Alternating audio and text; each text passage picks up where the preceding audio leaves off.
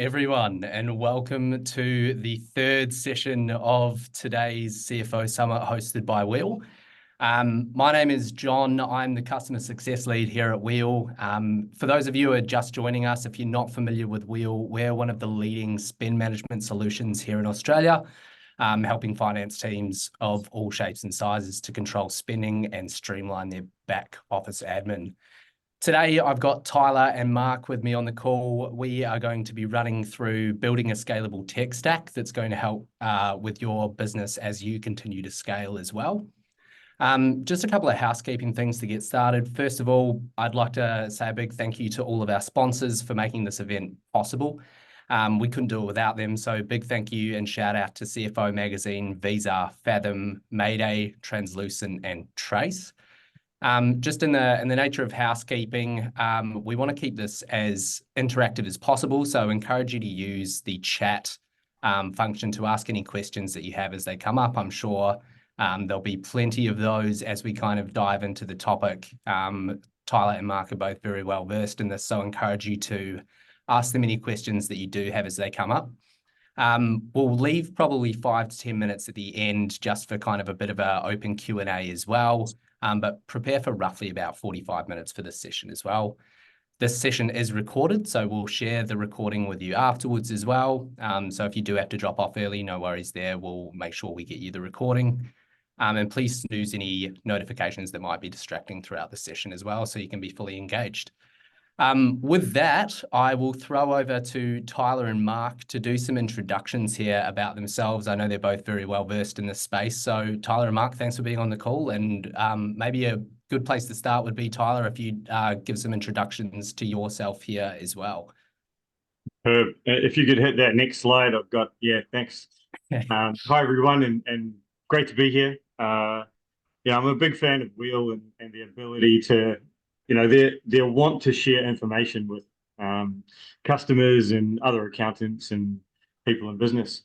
As Mark said, I'm Tyler Kesky. I'm a chartered accountant. I'm one of the partners at the Bean Counters, and we're a system consulting business in Sydney, Australia.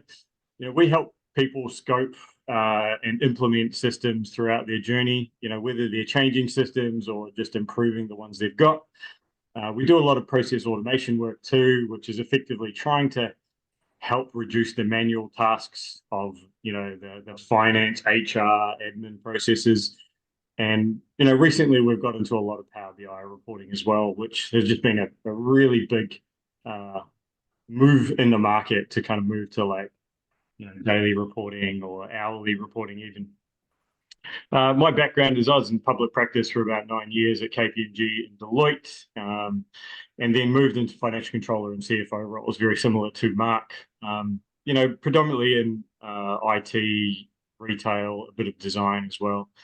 And my real passion in accounting is just trying to remove the pain point of the manual processes. They never really spoke to my soul as something that I want to be doing as a finance lead, or especially as a junior accountant. And so today, I think Mark and I are going to try to share our tips and tricks through our 20 plus years of experience on that journey. Mark, over to you. Cheers, thanks, Tyler. So my name's Mark Donovan. I'm the CFO at Metro Finance, so based here in Sydney.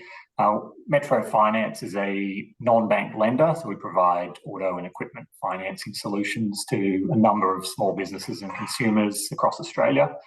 I've got a real interest in sort of finance transformation and using technology to streamline processes and make them more efficient. And I've been on a couple of different finance transformation journeys, more recently at Metro. At that point is when I sort of met Tyler, and he's really assisted our business working through that space. But in terms of my background, so I'm a chartered accountant. I've trained at PwC. I'm ex-Macquarie as well. I've had a few CFO roles along the way, mainly in that financial services space. I sort of specialise within banking, funds management sector. But as Tyler said, quite keen to share sort of some of my experiences along the way, and happy to answer any questions as we go. And Macquarie is obviously known as the Millionaire Factory. What's it like inside Macquarie? Um, it's really several businesses in one. So they have this theme where you've got freedom within boundaries, and so you've got freedom to explore different opportunities, as long as you sort of work within the set parameters of the group. But great experience, really smart, switched on people there, and yeah, I love my time there. So yeah, Nice. Awesome. Cool. I'll flick through to the next slide. Thanks for the introduction there, guys. And I guess this is what we're hoping to kind of cover today, and happy to have Tyler and Mark kind of talk through this a bit more. But obviously a big part of a tech implementation within a scaling business is when to invest and how to sell that change to your board and CEO, any risks of change, and also how do you measure success against those as well, which we'll delve into over the next few slides as well. But Tyler or Mark, any kind of initial comments up front there before we start getting into it? Yeah, for me, it's always about like the when and the why is always the important part. So that's what we're going to try to get across today is, like, is something broken and that you really need to like fix it ASAP? Or is this something that you can do a slow and steady change on? And Mark and I have both talked a lot about permission and forgiveness in the CFO role, and I think that's something we're going to try to get across today as well. Mark, I know you did a lot of that in your journey at Metro as well. yeah, 100%. So I think obviously the technology piece plays a big part. So there's a number of different technology software out there, apps, etc. But it's also about managing the change, and getting your stakeholders across the line. And I think that's a really big part of implementing change. And so, yeah, we'll have a bit of a discussion about that and how best to manage those stakeholders as you go. Excellent. If we hit that next slide, and feel free for anyone that they want to drop a question in the chat. We're going to try to round this off before 11:45 Sydney time. So don't hesitate to ask a question. And Patricia, good luck with your sound. I hope it comes right. It's quite good. So what, the first slide we're looking about is like when to start investing in tech. And, I'm kind of known in my previous roles for doubling the spend on tech that the previous CFO or financial controller used to do. I've always been tried to be an accountant that added value to the business rather than, really having barbed wire in my pockets. And that applied to like good coffee in the office. When I ran all the admin and functions, I made sure that like the team had like good bread, not cheap bread, if there was toast provided. And I think that kind of plays in tech as well. Like I've always found that the more money I spent on good tech, the happier my team were, and also like the more efficient the business was. Mike, what's your approach when you come into a new business? I think you really need to understand how the business operates. And so, you've got your accounting numbers, your financials, which is a great start. But I think one of the key things is really understanding what the pain points are from various stakeholders. So some of the first things that I did when I joined a new business was just to sit down with people, within the finance team itself, just ask them like, what are your pain points? There's no one else who knows the processes and procedures better than the people who are actually doing them on a day-to-day basis. So that was sort of the first thing. Start with your finance team. But then, you need to look broader than that as well. So a great way to get an introduction to how the broader business works is to meet with the team leaders in various teams across the business and even some of their direct reports. You'll be quickly able to build rapport with them, but you'll also understand what their pain points are and whether there is anything that the finance team specifically can do to help them. So that was sort of the key things that I did when I joined a new company, to quickly get up to speed. Yeah, I did that in my first couple of weeks as well. Like I would always make sure I met with all the leaders, like the head of sales, the head of HR, maybe the head of recruitment, whatever it was, like within the first couple of days. But then I'd do the same thing. I'd I worked in recruitment for a long time. I'd go talk to the perm recruiters and be like, hey, what does finance do that, we could do better? And it was always like, oh, your bills go out, to the client too late. Like we need like a 24-hour bill turnaround. And so that didn't necessarily need like a tech change. It just needed like a small process change, and we needed to be a bit more efficient and better at communicating if something could or couldn't happen in time. But I really like those sit down moments, and the thing I learned in those was not to promise a solution really quick. Like, like, oh yeah, we can fix that, no problem. I would always change my term, like what's impacting you. And there are solutions in that. If that, we can do this change, I know we can actually, there are solutions for this in the market. And honestly, like John, from someone working at Wheel, like I've had those conversations with people at Wheel. Like sometimes the biggest pain points in a business for an operator is getting paid back for their own money. Like if a business is doing expense reimbursements, zero expenses is cheap and cheerful, it works, but it's just not as automated as not as the approvals are a bit harder and it's still a slower manual payment. Absolutely. And just being able to say, hey, there are a couple options in the market. And the reason I love doing that is if I drop it in those meetings, then I sure as hell know they're going to tell their friend, and then it starts to build like a momentum for change. And then when I propose it to like the CEO or the board, they go, oh yeah, Emma's been asking me about expense reimbursements and told you had a solution. And I was like, oh, really? That's a surprise. So you're almost planting the seeds across the stakeholders as you're kind of building a business case for these tech improvements.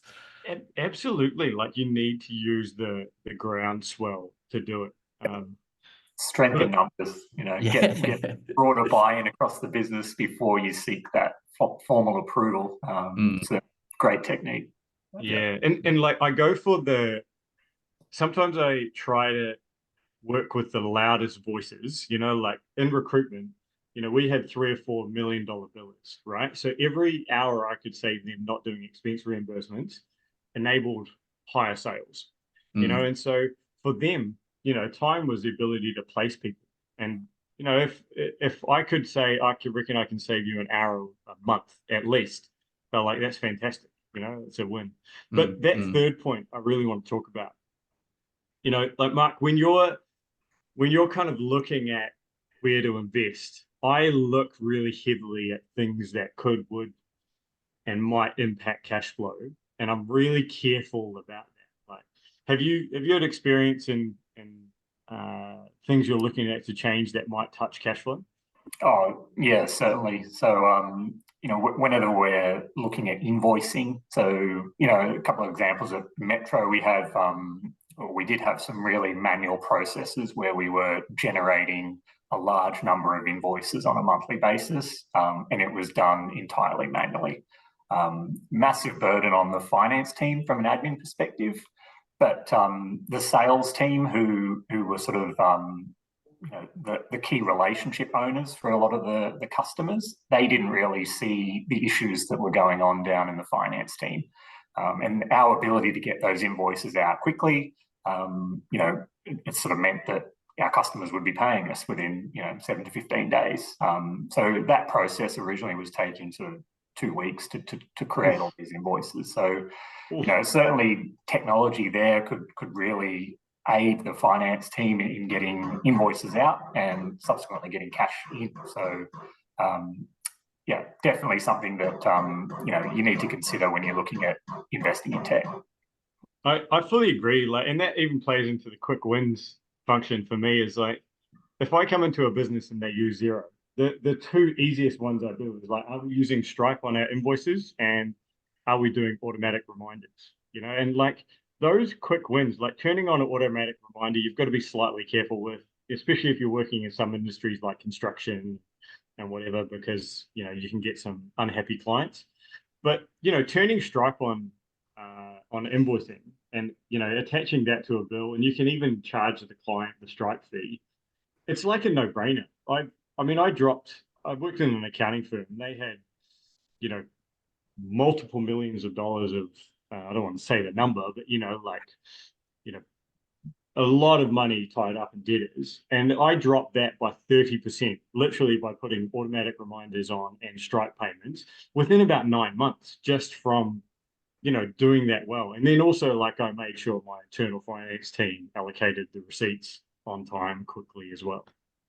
Mm. And on that point, Tyler, like you mentioned Stripe there in terms of adding that onto the Xero invoices, does that just come down to providing the end customer with their preferred method of payment? Is that kind of what's seen the improvement there in the turnaround time of those bills being paid, or? Yeah, Mark and I have actually talked about this in our first meeting. Is like we said, you want to give the customer no reason to not pay you. You want to have your invoice sent on time to the client in a professional manner from a reliable email box. It should be, from invoicing at, the bean counters, or we do from team at the bean counters. It should have every possible payment option except check that they want. If anyone wants to pay by check, thanks, but I don't really want you as a customer. You know, that's where I think it is. And Mark, have you seen like some good moves, like in changes in, debtor days from improving invoices? Oh, 100%. So I think just getting, like you said, getting into that regular recurring rhythm so that the clients expect an invoice on a particular date Yes. from the same email address. It just gives them more certainty and gives you more certainty as well. So yeah, definitely reduces debtor days because the client is more familiar with what's happening. Yeah, I agree. And that kind of comes to like the permission versus forgiveness one. Like I very rarely ask for the ability to put Stripe on. If I come into a business or if I'm helping, I just add it, send them an email just going, hey, this is, Stripe's now enabled on the business. It's no cost to, it's no admin cost. It takes, the best part of 40 minutes to set up, depending on your, entity structures.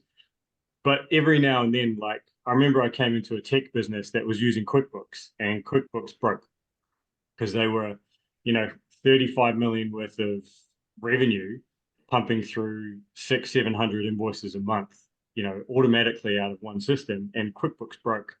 And so I on my own personal credit card, I just bought a Xero file, did the jet conversion, put it onto Xero, and told the board, hey, I want to move from QuickBooks to Xero, and the management team, and they spent the best part of 4 weeks debating if we should move.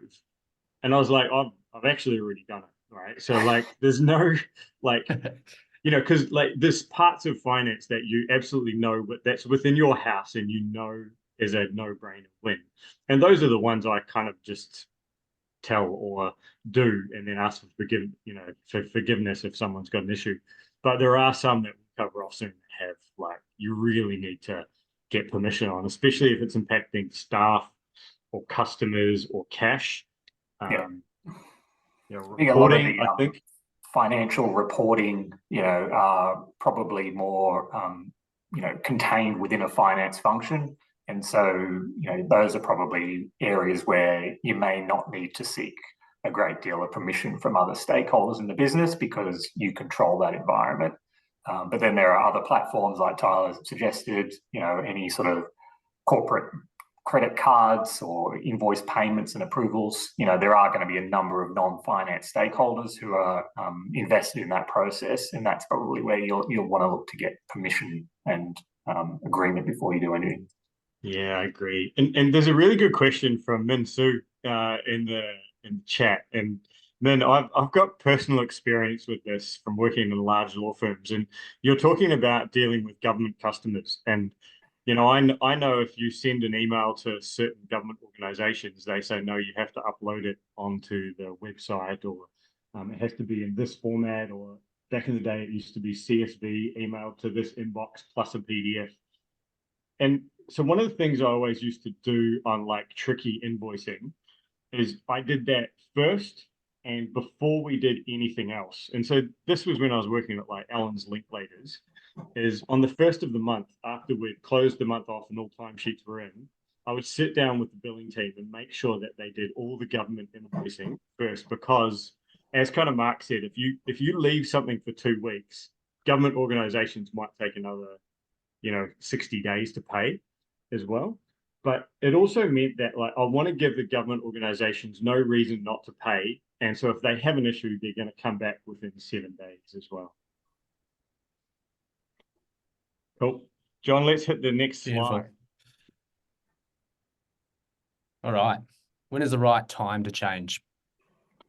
Nice, nice. This is quite a big question, and I don't think it's necessarily the easiest one to answer. But Tyler, I'm sure you and Mark both have some opinions and some experience around, I guess, when it's been a priority to actually shift over to some of these software subscriptions. Obviously, cost is always going to be a consideration. You've talked about getting stakeholders involved early as well, but how do you actually determine that time frame of when you're now ready to go, you're ready to invest the money and time into actually implementing some of these changes? What does that look like in your experience? Yeah, I mean, for me, it's all about really understanding your longer term roadmap. The first step would be to really understand those pain points across various processes, understand your current tech stack, what's working well, what isn't. And you really need to formulate a long term roadmap to where you want to get to. And I think it's really about working backwards from there. You will need to prioritize. So once you've identified, if you are going to sub out various systems, it's sort of prioritizing what will go first. And you really need to engage with your stakeholders as well to sort of get buy-in from those that are affected. I don't know. What are your thoughts on that one, Tyler? Yeah, I agree. I never rush to change especially if I'm a new CFO or new head of systems or IT. I really make sure I understand everyone that the system impacts before I do it. And I do really have as Mark said, like a roadmap in my head about what I'm going to try to do. And then I'm super clear with people on why we're going to do something, and if something just sucks, like if I do those, initial meetings and I have people just constantly complaining, or I have customers constantly complaining, and my team's doing rework, that's just like an absolute, like, it's almost like a mandate to say, hey, you have to change. You can't keep doing the same thing and expecting people to be, happy with the result. And like there's a question from Maggie on the chat about, customers that require certain numbers like purchase orders or SES numbers, they need those before getting payments. And so if I've got like hurdles and roadblocks, I do as many human improvement roadblock changes as I can early to make sure that I've got I'm optimizing the systems that I've got. And also, like, from doing those human changes, like I might do one or two of those bills myself if I was CFO.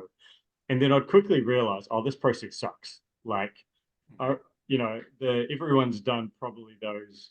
Mark, have you done any of those construction invoices where you're billing percentage of completion in your time? Yeah. They're There's just always horrible. like an Excel worksheet that sits behind it and supports it. And yeah, they're just an error waiting to happen, really.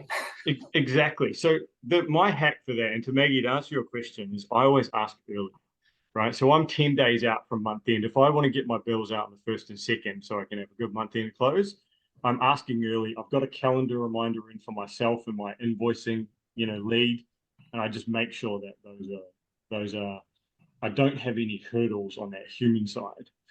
But then, coming back to the time to change, like we've talked a lot about like what is the business's appetite for change, and like what's the big the upfront cost.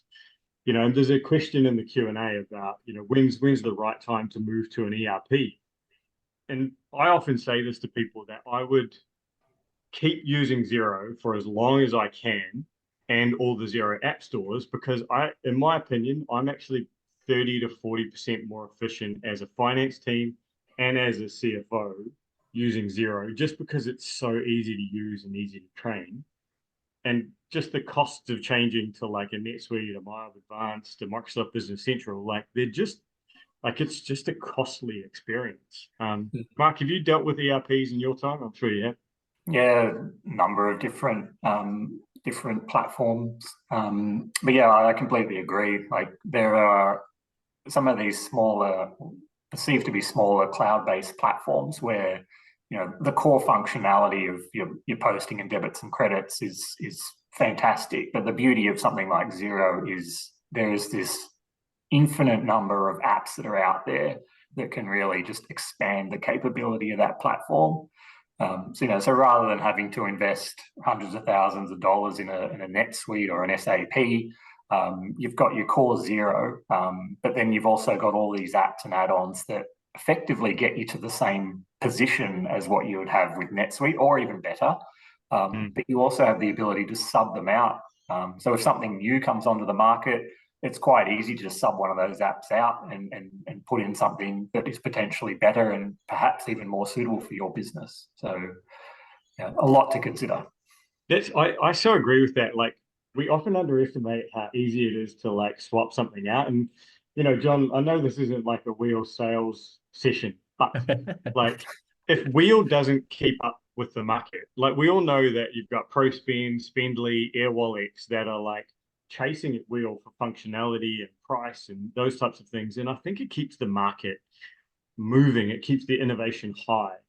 And that's what I like about the Xero market. Like, and I know like my business has done in the last 3 years, we've done a Sage Intacct install, we've done a NetSuite install and a Microsoft Business Central install. And I've really only found like one expense management system called ProSpend that is nice to use and works with those kind of larger businesses. So you just don't have the depth of options in the system. And also like Andrea's asked there about the ERP. I really look at like the quantities of businesses, quantity of transactions. So, if I'm under 2,000 customer invoices a month, I'm very likely to be on Xero.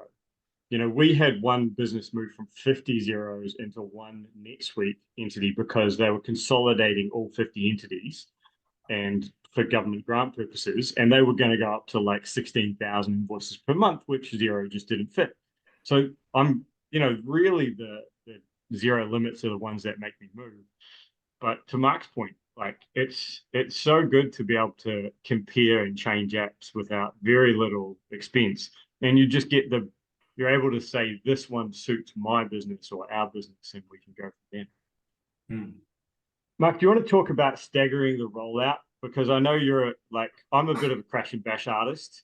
Like if someone's like, Tyler, can we get Employment Hero and Wheel in? I'll be like, yeah, sure. Do you want to do it in 2 weeks' time? Where, I really noticed from working with you that you've got like a very good structured approach. What do you, think about when you're staggering things like that? Yeah, I mean, I'm very much a planner, and I really want to do things in a sequentially. So yeah, one of the big factors that I had to consider was really around the appetite for change. You're always going to get people who resist change throughout the business, maybe even in your own finance function. And so when I was looking at making changes to our tech stack, I really had to think about, well, if I sub out this system for something else, what is the impact going to be? And if I do 2 systems, what's that going to do? What's that going to do? Who's going to be affected? What's the impact on their own processes or on their own administration function? So I think you really have to work out what you're going to do first, what impact that is going to have downstream or even upstream. And then the appetite for change. I mean, you can't sub out 4 or 5 different systems within a tech stack on the same. It's just going to blow everything up. So, you need to sort of do things sequentially over a specified time frame that people are really agreed to and engaged by. So, yeah. Mark, Yeah, can I jump in there and ask a question on that as well? Sorry, Tyler, to cut you off, but is like in terms of your change management process, like you've mentioned, obviously there's always going to be some resistance from different levels of stakeholders as well. It's a guaranteed, right? When you're introducing something new, that there's going to be some pushback from within the business. But I guess my question is, how do you get buy-in from those internal stakeholders to actually want to move to this new piece of tech that you've identified, that you know is going to help the business? How do you get that buy-in from them? I think it comes down to really understanding what their pain points and their issues are. And you really need to be able to sell a solution to them that is going to benefit them. And so, you know, one of the key examples that we had at Metro was really around the corporate card process. So this is, you know, again, not selling wheel, but we didn't have a great platform in place. We've got a number of salespeople on the road. They're all using credit cards on a daily basis.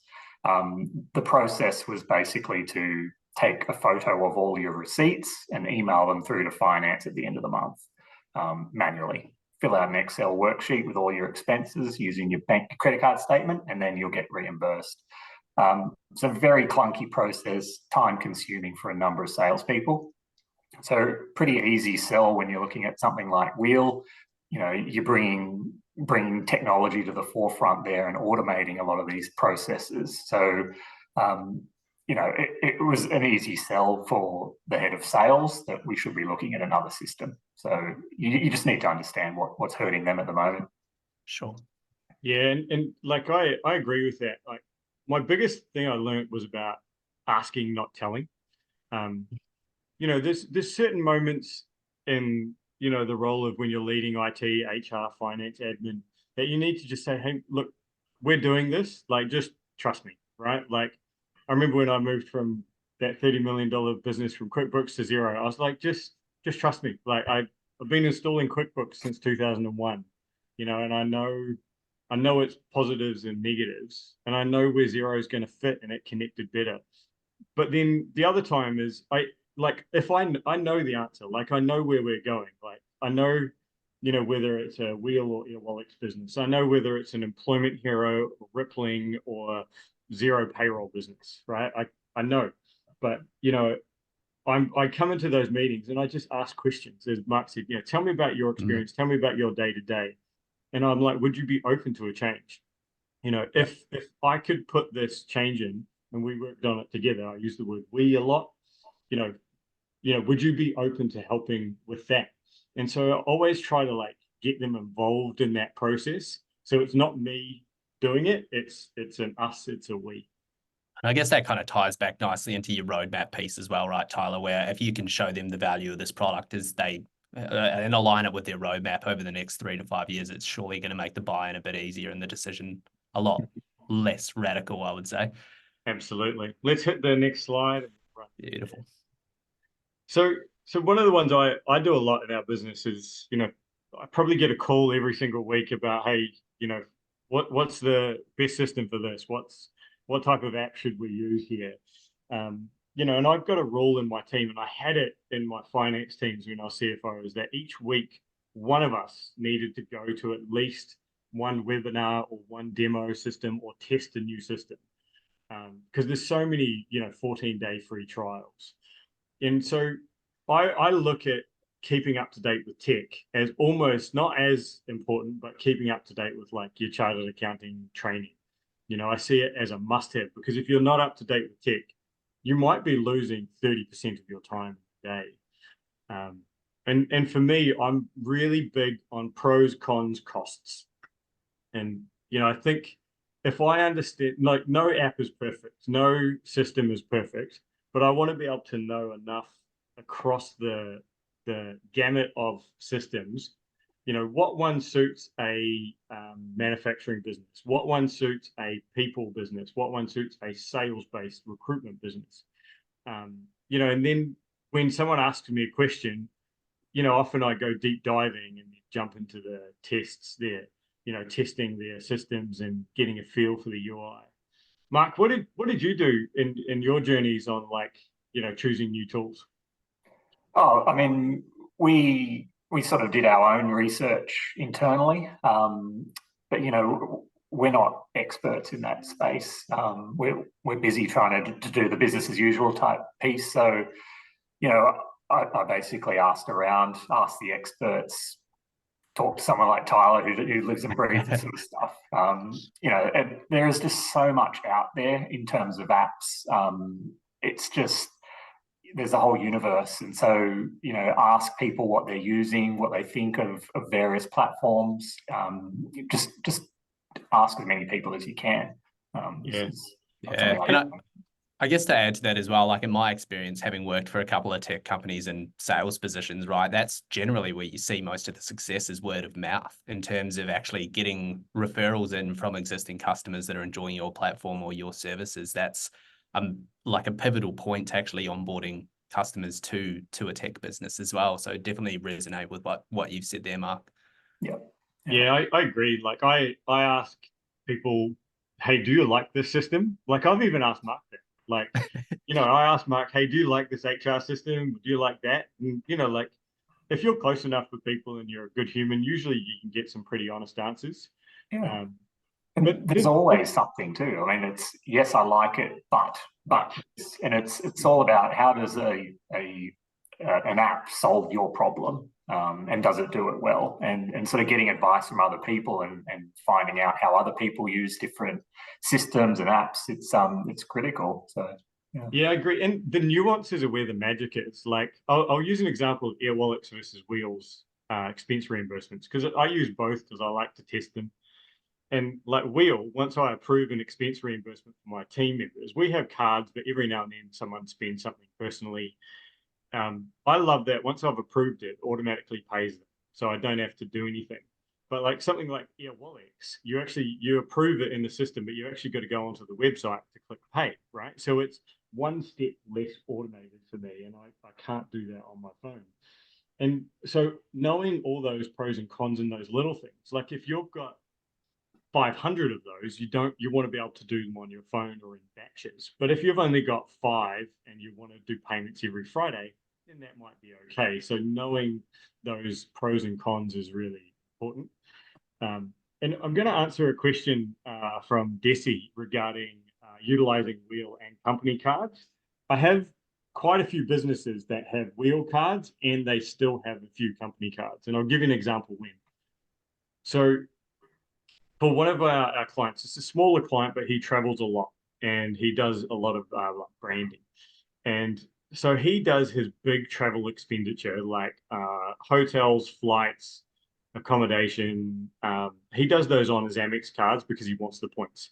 But he does weird transactions that he doesn't want to have to deal with his bookkeeper on Wheel. And so like this, what it does is he's effectively coding his coffees when he's in Perth installing branding on his phone. So what that does is when he gets back to the office, he doesn't have to, get asked by his bookkeeper, what was this $5 expense? What was that $15 expense? What I try to do as much as possible is push everyone onto an automated system like Wheel. However, if you can't break it, I do leave the Amex cards or whatever points cards for big expenses when I use Wheel for everything else. In essence of time, guys, I think we might push on here. Do it. Beautiful. So this one's just a quick example of how we sell to the board. So every time I'm selling to the board, and I think I've done maybe 40 sales in my time, I've stood up, I've sat down, I've done on Teams. I always do these 6 things. Like I do the why we're selling.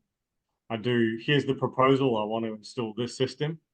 I do the costs. I do, here's our current costs and here's our annual costs. And sometimes here's the change. Here's what I'm going to benefit.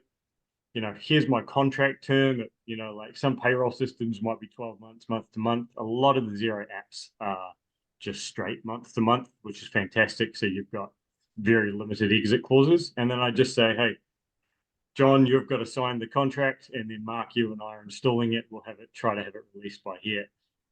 And I promise you, if you can do a sell on one page, you're going to be able to talk through that with a board meeting really well. Like Mark, have you done any of those in your time? Like the one pages?